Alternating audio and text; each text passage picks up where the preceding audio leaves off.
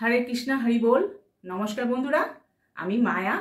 তো পঞ্চতালি কিচেনে সবাইকে অনেক অনেক স্বাগত। তো বন্ধুরা কেমন আছেন সবাই? আশা করি সবাই খুব ভালো আছেন। বন্ধুরা আমিও খুব ভালো আছি। তো আমি আজকে চলে এসেছি নতুন আরও একটা রেসিপি নিয়ে। আশা করি সবাই খুব ভালো লাগবে। তো আমার চ্যানেল নতুন বন্ধু হয়ে থাকলে আমার চ্যানেলটিকে সাবস্ক্রাইব করে দেবেন। সাবস্ক্রাইব করে আমার পাশে থাকবার অনুরোধ রইল। আর যারা সাবস্ক্রাইব করেছেন তাদেরকে জানাই অসংখ্য অসংখ্য ধন্যবাদ।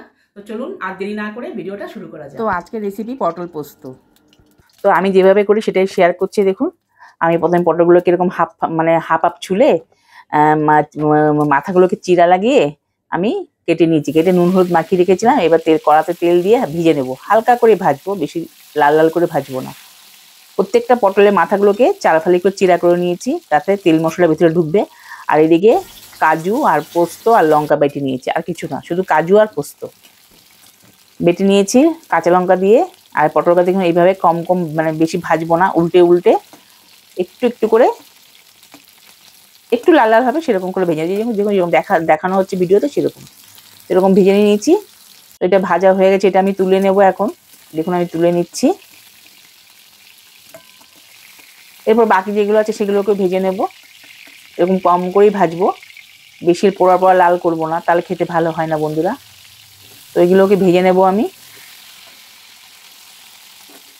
এতে এগুলো ভাজা হয়ে গেছে, তুলে নিচ্ছি। দেখুন তুলে নিলাম সব। এবার কড়াতে আর একটু তেল দিলাম সামান্য। মশলা তো বাটা হয়ে গেছে। এবার আমি কালো জিরে দিয়ে দিলাম তেলের মধ্যে। কালো জিরে দিয়ে এবার বাটা মশলাটা কড়ার মধ্যে দিয়ে দেব। পোস্ত, কাজু আর কাঁচা লঙ্কা বাটাটা। তো আমি এইভাবেই করি, খেতে দারুণ হয় বন্ধুরা। আপনার বাড়িতে একবার ট্রাই করে দেখতে পারেন, খুব টেস্ট হয়। পটল পোস্ত অনেকে অনেক রকম করে, আমি এইভাবে করি। আমি সামান্য হলুদ দিই, বেশি হলুদ দিই না। আমি হলুদ দিই না, কিন্তু ভিডিও করছি বলে রঙটার জন্য একটুখানি হলুদ দিয়েছি, আর একটু লঙ্কা গুঁড়ো দিয়েছি, আর সামান্য একটু চামচের আগায় করে একটু জিরে গুঁড়ো দেবো, একদম সামান্য। তো মশলাগুলোকে একটু ভাজা করে নেব, খুব বেশি কষাবো না। খুব বেশি কষালে পোস্ত ভালো লাগে না। হালকা করে কষিয়ে নেব। নুন দিয়ে দিলাম আন্দাজ মতো। এবার একটু নাড়িয়ে নিলাম মশলাটা। নাড়িয়ে নিয়ে বাটিটা ধুয়ে একটু জল দিয়ে দেবো।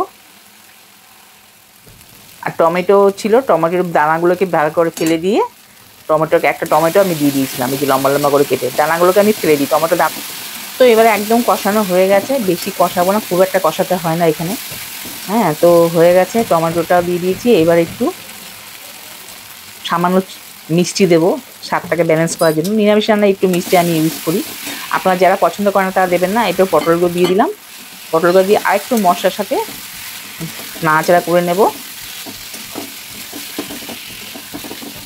মশলার সাথে সবজিগুলো নাড়াচাড়া করে দিলে খেতে ভালো হয়, টেস্ট হয়। দুটো কাঁচা লঙ্কা দিয়ে দিলাম।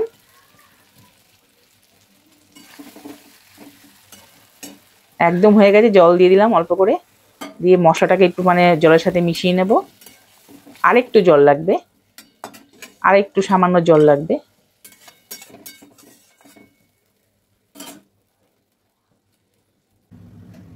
তো আমি আরেকটু জল দিয়ে ঢেকে দিয়েছিলাম। আগুনটাকে মিডিয়াম ফ্লেমে, লো টু মিডিয়ামে রেখেছিলাম। একদম হয়ে গেছে আমার রান্নাটা, একদম কমপ্লিট। একদম পটলগুলো সেদ্ধ হয়ে গেছে। আর একটু একদম আগুনটা কমিয়ে একটু ঢেকে রাখবো। দেখুন এবার তেলটা উপরে ভেসে আসছে, ঢেকে রাখার জন্য। একদম হয়ে গেছে। এবার গ্যাসটা অফ করে দেব। এবার আমি নামিয়ে নেবো একটা বাটির মধ্যে। নামিয়ে এবার প্লেটের মধ্যে সার্ভ করে দিলাম বন্ধুরা। দুর্ধর্ষ দেখতে হয়েছে, খেতেও দারুণ হয়েছে। আপনার বাড়িতে অবশ্যই ট্রাই করবেন বন্ধুরা। তো বন্ধুরা, আশা করি আজকের রেসিপি আপনাদের খুব ভালো লেগেছে।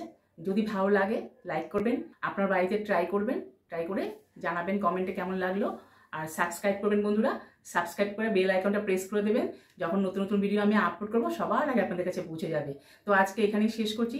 সবাই খুব ভালো থাকবেন, সুস্থ থাকবেন। ভিডিওটা শেষ অবধি দেখার জন্য ধন্যবাদ।